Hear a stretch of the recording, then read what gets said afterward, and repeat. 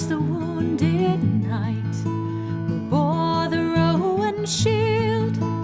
Loud and cruel were the ravens' cries that feasted on the fields, saying, "Backwater cold and clear will never clean your wound.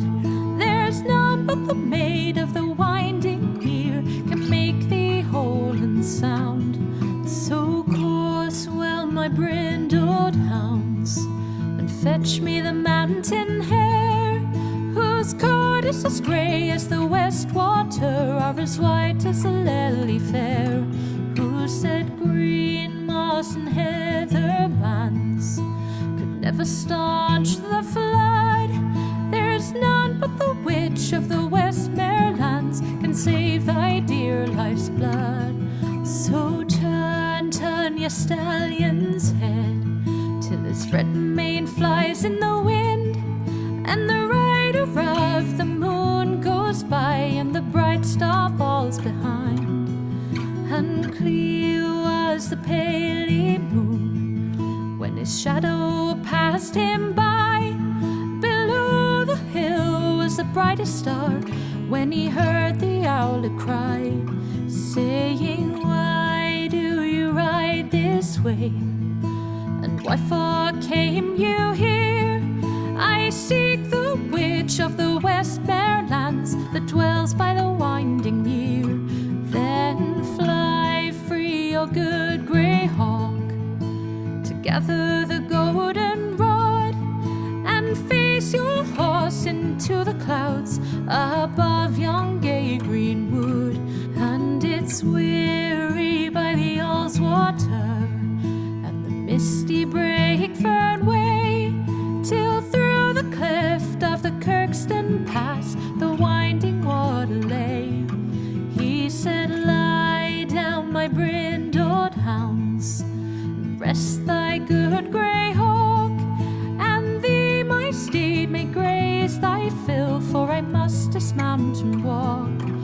But come when you hear my horn, and answer swift the call, for I fear the sun shall rise this morn, you will serve me best of all."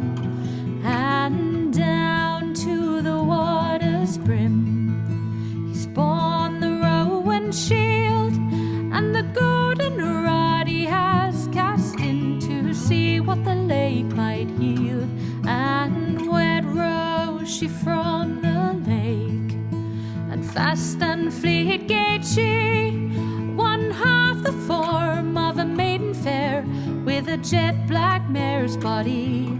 And loud, long, and shrill he blew, and his steed was by his side. High overhead his grey hawk flew, and swiftly he did ride, saying, "Course well, my brindled hounds, and fetch me the jet black mare.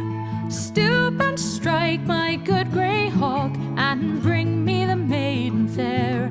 She said, "Pray sheath thy silvery sword, lay down thy rowan shield, for I see by the briny blood that flows you've been wounded in the field."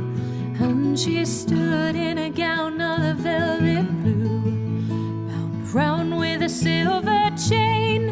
She's kissed his pale lips once and twice, and 3 times round again.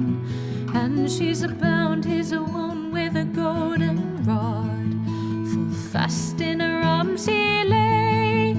And he has risen whole and sound, with the sun high in the day.